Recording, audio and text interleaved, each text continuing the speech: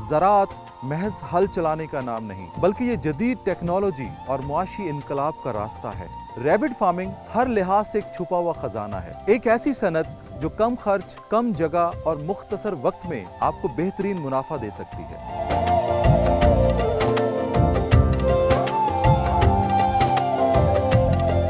ये है जी फ्लैमिश। अभी इसका लोकल मंडी में क्या रेट चल रहा है? गोश्त का रेट जो हम दे रहे हैं मेल जो है वो 700 रुपये किलो के हिसाब से।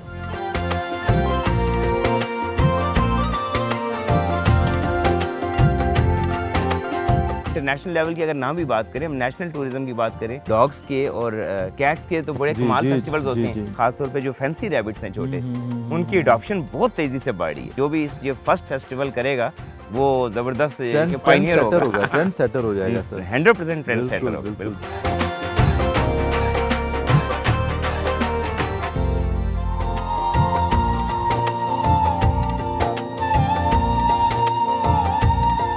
अस्सलाम वालेकुम नाज़रीन, मैं हूं फ़खर ज़मान। ज़राअत महज हल चलाने का नाम नहीं, बल्कि ये जदीद टेक्नोलॉजी और मुआशी इनकलाब का रास्ता है। और इसी इनकलाब की दास्तानें लेकर आता है डिस्कवर पाकिस्तान का वो प्रोग्राम जो बदल रहा है हमारी देही मईशत का नक्शा, यानी कि किसान का पाकिस्तान। नाज़रीन, पाकिस्तान की ज़रूरी मईशत की रीढ़ की हड्डी है हमारा लाइव स्टॉक सेक्टर, जिससे वाबस्ता है लाखों अफराद का रोजगार। आज का प्रोग्राम एक ऐसी जिद्दत के नाम जिसे आलमी सतह पर क्यूनी कल्चर कहा जाता है, यानी कि रैबिट फार्मिंग, एक ऐसी सनत जो कम खर्च, कम जगह और मुख्तसर वक्त में आपको बेहतरीन मुनाफा दे सकती है। रैबिट फार्मिंग हर लिहाज से एक छुपा हुआ खजाना है और इस खजाने की तलाश में आज हम पहुंचे हैं चकवाल के एक मॉडल फार्म पे, जहां पे माहिरीन से बात करेंगे और आपको बताएंगे कि इस छोटे से जानदार से आप किस तरह से बड़ी कामयाबी हासिल कर सकते हैं। आप हमारे साथ रहिए, क्योंकि हमें यकीन है कि आपकी तरक्की में ही पाकिस्तान की तरक्की है।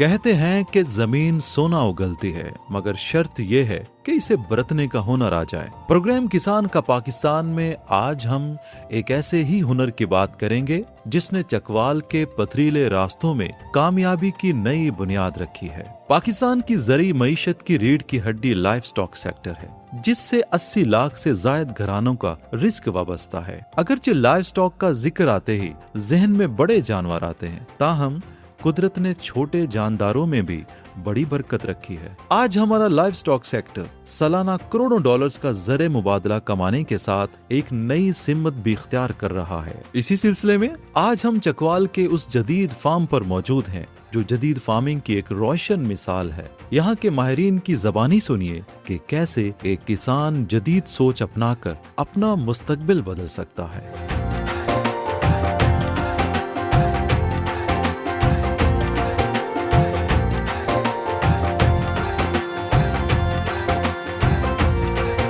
आज हम जहां मौजूद हैं एडी फार्म पे चकवाल में, ये पाकिस्तान का एक बेहतरीन मॉडल रैबिट फार्म है। और मेरे साथ मौजूद हैं डॉक्टर मोहम्मद शुएब साहब, जो कि यहाँ के फार्म मैनेजर हैं। उनसे बात करते हैं। शुएब भाई, थैंक यू सो मच, आपने हमेशा डिस्कवर पाकिस्तान को वक्त दिया, उसके लिए बहुत शुक्रिया आपका। फार्म कब स्टैब्लिश हुआ और कितनी ब्रीड्स पे काम कर रहे हैं आप? फार्म हमने शुरू किया है 2020 में और ब्रीड्स हमने शुरू में मंगवाई थी मीट फार्मिंग के तौर पे। ठीक है। तकरीबन 4 नस्लें मंगवाई थी। ओके। जिसमें न्यूजीलैंड वाइट, फ्लैमिश, कैलिफोर्निया, ये नस्लें हो गई थी। ओके। ठीक है जी। उसके बाद फिर हमने फैंसी फार्मिंग भी शुरू कर दी। फैंसिंग में हमने अमेरिकन हटोट, ओके, टेडी बेयर और इसी तरह 1-2 और नस्लें हैं हमारे पास, जैसे चिंचला हो गई, तो ये भी हमने मंगवाई हैं जी। अच्छा शुएब भाई, ये जो इम्पोर्टेड ब्रीड्स हैं जी, कि पाकिस्तान के एनवायरनमेंट में सर्वाइव कर रही हैं बेहतरीन? जितनी भी नस्लें हैं इसमें देखें तो जो मीट वाली नस्लें हैं उनका सर्वाइवल बहुत अच्छा है। ठीक है। वो आप बेशक KPK में रख लें या आप जनूबी पंजाब में रख लें, ठीक है। उनकी मीट की प्रोडक्शन, उनके बच्चों की प्रोडक्शन वो बहुत अच्छी है। जो फैंसी नस्लें हैं वो थोड़ा सा प्रॉब्लम करती हैं, उनमें या तो ब्रीडिंग के मसाइल आ जाते हैं या उनमें एक्सपायरीज के मसाइल आ जाते हैं। कौन सी नस्ल में? उसमें यही आ जाता है, अमेरिकन हटोट है ठीक है और वियाना है और इसी तरह टेडी बियर है। ठीक है इनको प्रॉपर इन्वायरमेंट देना पड़ता है, ठीक है। तो फिर इसके बाद उनके ब्रीडिंग के मसाइल जो हैं वो सेट हो जाते हैं। देखभाल कैसे करते हैं इनकी और क्या क्या खाने में इनको पसंद है? इनकी देखभाल में इनका जो रूटीन वाइज इनकी फीड है वो हम लूसन डाल रहे हैं, जिसको अल्फ़ा भी बोलते हैं। ठीक है ठीक है, और अगर वो किसी फार्मर के पास नहीं है या हमारे पास नहीं है तो फिर दूसरा हल इसका फ़ीड है। ठीक है हम फीड अपनी भी तैयार कर सकते हैं, कमर्शियल मंगवा भी सकते हैं, वो इनको डालते हैं। बाकी पानी है इनकी खुराक में, बाकी जैसे शेड की मेंटेनेंस। कमर्शियल फार्मिंग के लिए इनकी कुछ स्पेसिफिक डाइट भी होती होगी, प्रोटीन्स में इनको कुछ सप्लीमेंट्स भी आप देते होंगे, वो क्या डालते हैं? अगर तो प्रॉपर कोई मीट फार्मिंग कर रहा है, बेसिकली पाकिस्तान में मीट फार्मिंग ही सबसे ज़्यादा है, ठीक है तो उसके लिए हमें गोश्त की प्रोडक्शन जल्द से जल्द चाहिए और ज़्यादा से ज़्यादा बिल्कुल, चाहिए। बिल्कुल तो उसके हवाले से फिर कमर्शियल फीड जो है, जैसे हम जानवरों को वंडा डालते हैं, जी जी जी इसी तरह रैबिट्स के लिए भी वंडा तैयार किया जाता है जिसमें प्रोटीन ज़्यादा डाली जाती है, ठीक है। ताकि ये जल्द से जल्द इसकी ग्रोथ हो और गोश्त जल्दी हमें प्रोवाइड हो इनका। अच्छा, नेचुरली एक साल में एक मादा कितने बच्चे देती है, और जो हमारे साइंटिस्ट हैं या हमारे डॉक्टर्स हैं वो कितना रेकमेंड करते हैं कि एक साल में मिनिमम या मैक्सिमम कितने बच्चे लेने चाहिए जो इनकी सेहत के लिए बेहतर है? 28 से 30 दिन में इसने बच्चे देने हैं। अच्छा अच्छा हाँ जी, इसमें अगर कोई कमर्शियल फार्म है तो वो फिर इसको मैनेज करके चलता है कि हमने साल में 6 दफ़ा बच्चे लेने हैं मादा से, या 8 दफ़ा लेने हैं, या पूरा साल ही लेने हैं, ठीक है तो वो डिपेंड करता है फार्मर पे। ठीक है बाकी नेचुरली इनकी सेहत पे ऐसा कोई असर नहीं है, बेशक ये सारा साल भी बच्चे देते रहें। अच्छा, हाँ जी, यानी क्योंकि ये एक नेचुरल प्रोसेस है। ठीक ठीक इनकी रिप्रोडक्शन इतनी तेज़ अल्लाह ताला ने रखी है कि ये 10 से 12 बच्चे हर महीने दे सकती हैं। ओके। मिनिमम कितने बच्चे देते हैं? मिनिमम हम अगर एवरेज लगाएं तो 3 से 4, और मैक्सिमम हमारे पास 14 बच्चे भी हैं। 14 बच्चे। अच्छा, कौन सी ब्रीड से? न्यूजीलैंड वाइट से। न्यूजीलैंड वाइट से। इनमें सबसे जो एक्सपेंसिव ब्रीड है वो कौन सी है? सबसे एक्सपेंसिव हमारे पास ये अमेरिकन हटोट नस्ल बैठी है। हाँ जी, ये फैंसी में है। अच्छा, इसका साइज मैक्सिमम इतना ही होता है? मैक्सिमम इतना ही है, ये ब्रीडर है। अच्छा, ये तो मेरे ख्याल से कि 1.5 किलो के हाँ करीब जी, होगा। मैक्सिमम 1.5 किलो जाता 1.5 है। किलो ही होगा, है ना? 1.5 किलो, 1.25 किलो। इसकी आंख ब्लैक है जिसकी वजह से ये लोगों को बहुत ज़्यादा पसंद है। काली आंखें हाँ जी, तो हर किसी को अट्रैक्ट करती हैं। अच्छा, तो ये देखिए इसकी वूल कितनी उतर रही है यहाँ हाँ पे, जी। ठीक है। अच्छा, तो उसके बाद फिर कौन सी एक्सपेंसिव है? उसके बाद हमारे पास है कैलिफोर्निया। ओके। ये ब्लैक कान है, ब्लैक मुंह है, और बाकी ये वाइट है। अच्छा अच्छा अच्छा अच्छा। ठीक है, ये सेकंड में आ जाता है। थर्ड में हमारे पास ये फ्लैमिश आ जाता है। इसकी आइज पिंक ही होती हैं, रेड? हाँ, रेड है इसकी आई। अच्छा अच्छा अच्छा अच्छा अच्छा अच्छा। उसके बाद ये फ्लैमिश है। ठीक है। फ्लैमिश मीट पर्पस के तौर पे इस्तेमाल ये होती है। सबसे ज्यादा मीट पर्पस के लिए फ्लैमिश यूज हाँ, होता है? फ्लैमिश और न्यूजीलैंड वाइट। ये है जी फ्लैमिश। इसका वेट तो मेरे ख्याल से सबसे ज्यादा है, क्योंकि 4.5-5 किलो। हाँ जी, इनका वेट 5-5.5 किलो तक जाता मैक्सिमम कितना जाता है? है। मैक्सिमम हमारे पास जो पड़े हैं वो 5.5 किलो तक। 5.5 किलो। अभी इसका लोकल मंडी में क्या रेट चल रहा है? गोश्त का रेट जो हम दे रहे हैं मेल जो है वो 700 रुपये किलो के हिसाब से। 700 रुपये किलो। अच्छा, मुझे बताएं कि अगर कोई बंदा इसकी फार्मिंग में आना चाहता है तो कितने सरमाए से कम काम शुरू किया जा सकता है, और उसकी रिक्वायरमेंट क्या है? किस तरह के केज चाहिए होते हैं, किस तरह का माहौल चाहिए होता है इनके लिए? अगर तो कोई कमर्शियल फार्मिंग करना चाह रहा है तो फिर तो उसे केज लेने चाहिए। ठीक है। इस तरह का हमारा जैसे सिस्टम बना हुआ है, इस तरह का बना लें, या लोकल मार्केट से केज मिल जाते हैं, उसमें इनका सर्वाइवल ईजी है। लेकिन अगर किसी ने पहले थोड़ा ट्रायल करना है कि हमने इनको देखना है कि ये हमारे साथ क्या करते हैं, पलते भी हैं या नहीं पलते, तो उनके लिए फिर वो कमरा और फर्श वो भी बहुत है। ठीक है। और सरमाया बहुत ज़्यादा नहीं है इतना। जैसे अब हम आजकल बच्चे दे रहे हैं, जैसे न्यूजीलैंड वाइट का बच्चा हम 1 किलो वाला वो 2500 की फीमेल दे रहे हैं, ओके। और 1000 रुपये का नर दे रहे हैं। यार मेल तो एडा सस्ता। मेल मादा ने मेल बच्चे की वैल्यू नहीं है। बच्चे मादा से निकलने हैं ना जी, अच्छा, तो मादा की वैल्यू ज़्यादा है। मादा की वैल्यू ज्यादा होती है। तो मेल हम 1000 रुपये में दे रहे हैं और 2500 की मादा दे रहे हैं, जिसका वज़न 1 किलो है। ठीक है। ये 3500 का जोड़ा हो ठीक जाएगा। है। इनके जो बच्चे हैं, कम से कम प्राइस में कौन से बच्चे दस्तयाब हैं, किसके? कम से कम न्यूजीलैंड वाइट और फ्लैमिश। फ्लैमिश कितने में इनके बच्चे मिल जाते हैं जोड़ा अगर ले? 3500 का जोड़ा है, 35 रुपए जोड़ा। 1 किलो वाला। यानी कि आपका कहने का मकसद है कि 20-25 हज़ार रुपए से भी आप इसका काम शुरू कर सकते हैं। हाँ, अगर किसी ने 5-6 जोड़े रखने हैं या 10 जोड़े रखने हैं, उसकी ज़्यादा से ज़्यादा इन्वेस्टमेंट यही है, 25 से 30 हज़ार है। भाईजान 25 से 30 हज़ार रुपए के अंदर अगर काम शुरू करता है तो मेरे ख्याल है 1 साल के बाद उसके पास आबादी तो बढ़ जाएगी इसकी। तो प्रोडक्शन तो यही है ना कि अगर कोई बंदा समझता है जी तो ये 10 से 100 हो जाएंगे। जो बंदा इसको नहीं समझता 100 से 10 बच जाएंगे, मोर्टेलिटी भी हो जाती है। अगर कोई समझता है तो 10 से 100 हो जाएंगे। समझने में क्या चीज़ समझनी है? समझने में ये है कि इसकी फीड का ख्याल रखें, जैसे अगर लूसन चल रहा है या फीड चल रही है, इसकी रिप्रोडक्शन का ख्याल रखें कि उसे पता हो कि इसे मैंने ब्रीड करवाना है, क्योंकि इसने तो हर महीने बच्चे देने हैं, बच्चे लेने हमारी जिम्मेदारी है। ठीक ठीक ठीक ठीक। तो वो इसको प्रॉपर मैनेज करें तो बहुत जल्दी। अच्छा, इसको growth रेगुलर जो आप अल्फाल्फा खिलाते हैं उसका कोई नुकसान तो नहीं है कि इसको रेगुलर सिर्फ आप चारा ही डालते रहें और कुछ ना डालें तो ये सर्वाइव कोई कर जाएगा? नुकसान नहीं है, ये है। सबसे बेहतरीन खुराक है इनकी। अच्छा, हाँ जी, नेचुरल इनकी डाइट यही है, लूसन है या आप बरसीम डाल सकते हैं, सब्ज़ चारे में आप कुछ भी डालें, रैबिट ने खाना है। ठीक है। अच्छा, अगर इनमें कोई बीमार हो जाता है तो उसका इलाज कैसे करते हैं? बीमारियाँ ज़्यादातर इनमें है नहीं। स्कैबीज़ एक बीमारी है जिससे इनके पाँव ख़राब हो जाते हैं या इनके कान ख़राब हो जाते हैं। उसके लिए प्रॉपर ट्रीटमेंट है कि अगर कोई आइवरमेक्टिन एक इंजेक्शन मिलता है मार्केट से, वो इसको लगाता रहे 2 महीने बाद या 1.5 महीने बाद, तो इनकी स्किन ठीक रहती है, स्कैबीज़ के मसले नहीं आते। ठीक है ठीक है। दूसरा कोई ऐसा इशू नहीं है। डायरिया है इनको, अगर फीड आपने चेंज की है, फौरी सुबह कुछ और डाला है, शाम को कुछ और डाला है, ठीक है तो उससे थोड़ा बहुत डायरिया लग सकता है। ठीक है। तो डायरिया के लिए मार्केट में मेडिसिन अवेलेबल है, वो ह्यूमन अच्छा। वाली इस्तेमाल कर सकते हैं। घर का कोई देसी टोटका जो इनकी तबीयत ख़राब हो तो इनको देते हैं, वो आम लोगों के लिए जानना चाह रहा हूँ।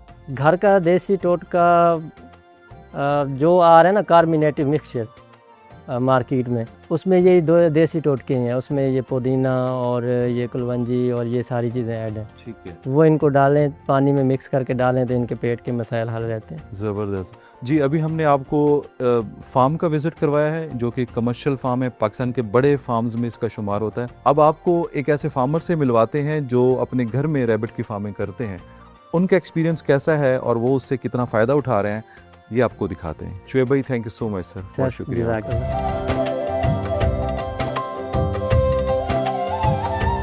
आज हम आपको मुतारिफ करवाएंगे क्यूनिकल्चर यानी खरगोश परवरी के हवाले से। खरगोशों की अफजाइश महज एक शौक नहीं बल्कि एक नफा बख्श कारोबार बन चुका है। क्यूनिकल्चर यानी खरगोशों की अफजाइश नस्ल एक ऐसा कारोबार है जो न सिर्फ किसान को जमीन से ऑर्गेनिक खाद फराहम करता है बल्कि आलमी मार्केट में कीमती ऊन और सेहत बख्श गोश्त की फराहमी का बड़ा जरिया है। खरगोश किसान के लिए खेतों में ऑर्गेनिक खाद तैयार करने में बेहद मददगार साबित होते हैं। इसके अलावा खरगोश परवरी एक ऐसा शोबा है जिसमें तवानाई से भरपूर सेहत बख्श गोश्त के साथ बेहतरीन वूल का खजाना मौजूद है। माहिरीन से जानेंगे कि उन्होंने इस खूबसूरत छोटे से जानदार से बड़ी और जबरदस्त कामयाबियां कैसे हासिल की हैं।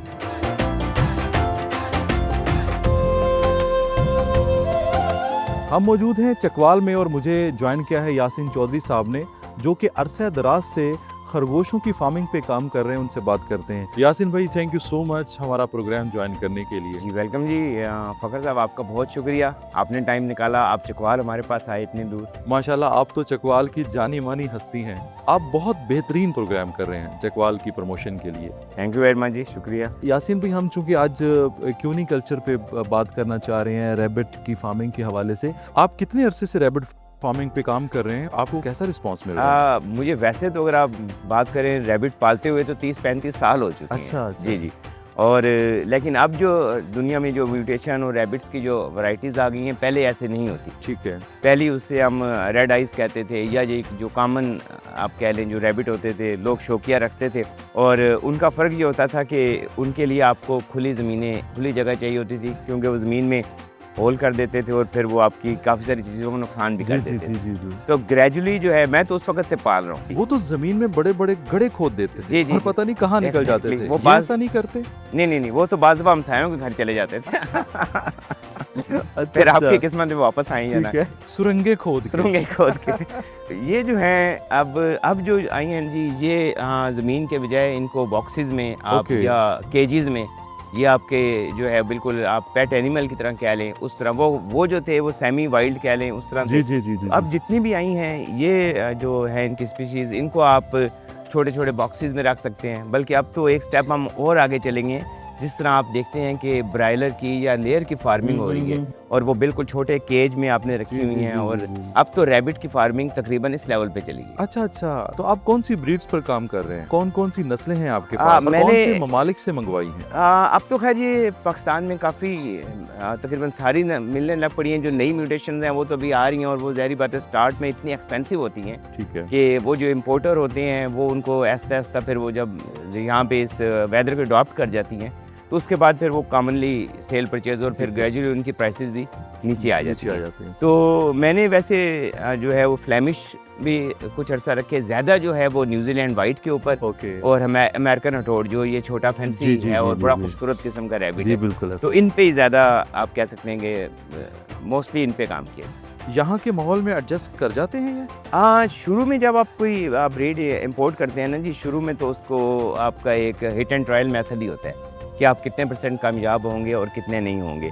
लेकिन लेटर ऑन जब वो इस मुख्तलिफ जगहों पे, जैसे कुछ रैबिट जब शुरू में आए थे तो हमने सुना था कि वो मरी में ठीक है। जो फर वाले थे, और वो उसका हमने सुना था कि वो मरी में कुछ वो कामयाब हुए उस वेदर में, ठीक है। और ऐसा ऐसा फिर वो पंजाब में आए, और अगेन फिर वो सिंध में और हमारे मैदानी इलाकों में, तो ऐसा ऐसा वो एडॉप्शन उनमें आ जाती है, वेदर की भी और क्लाइमेट की भी।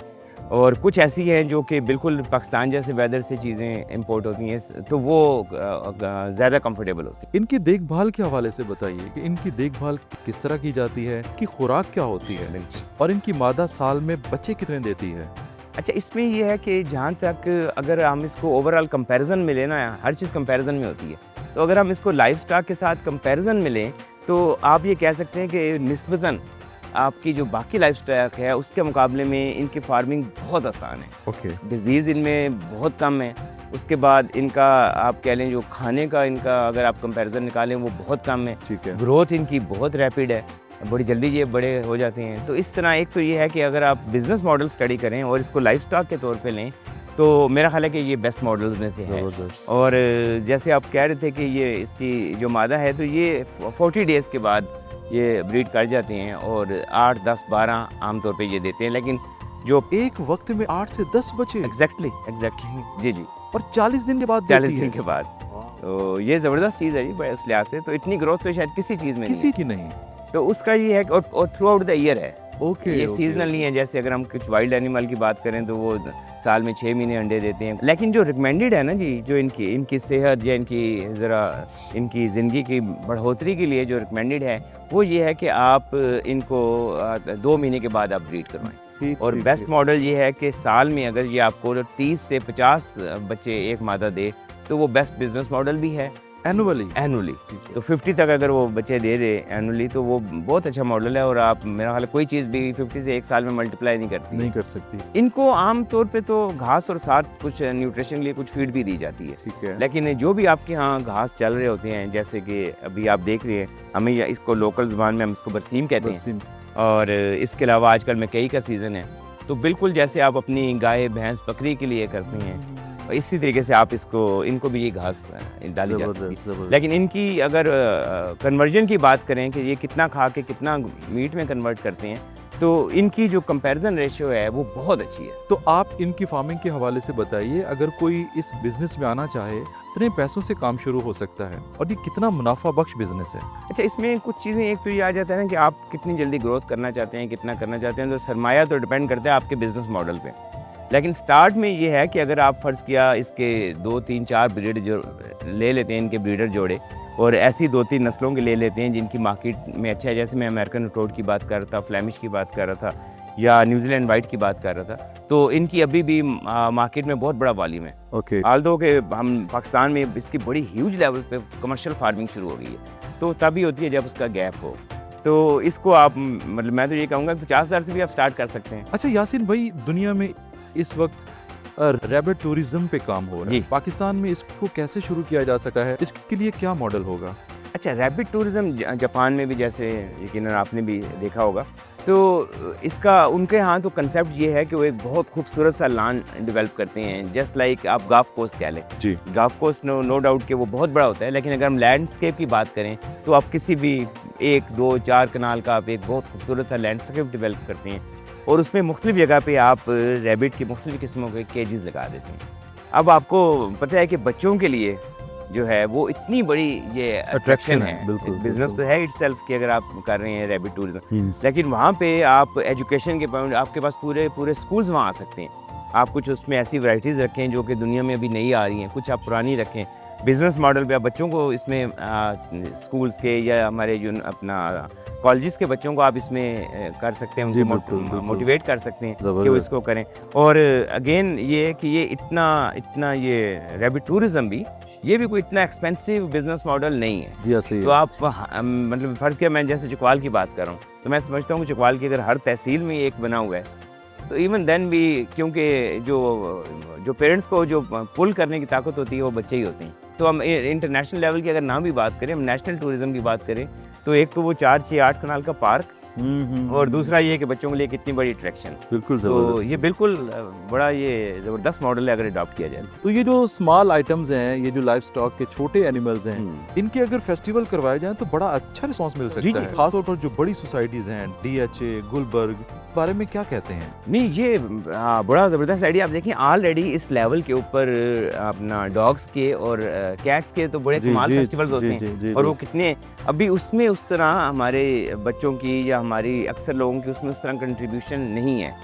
रैबिट्स हमें अंदाज़ा नहीं है, लेकिन हकीकत ये है कि बहुत तेज़ी से, ख़ासतौर पे जो फैंसी रैबिट्स हैं छोटे, उनकी अडॉप्शन बहुत तेज़ी से बढ़ रही है। तो इंटरेस्ट तो लोगों का इसमें बहुत ज़बरदस्त है, और मेरा ख्याल है जो भी ये फर्स्ट फेस्टिवल करेगा वो ज़बरदस्त पायनियर होगा, ट्रेंड सेटर हो जाएगा सर। 100% ट्रेंड सेटर बिल्कुल होगा। बिल्कुल बिल्कुल बिल्कुल ऐसा। सही है। यासिन भाई बहुत शुक्रिया। बहुत शुक्रिया, थैंक यू वेरी मच फखर भाई, thank you very much, thank you.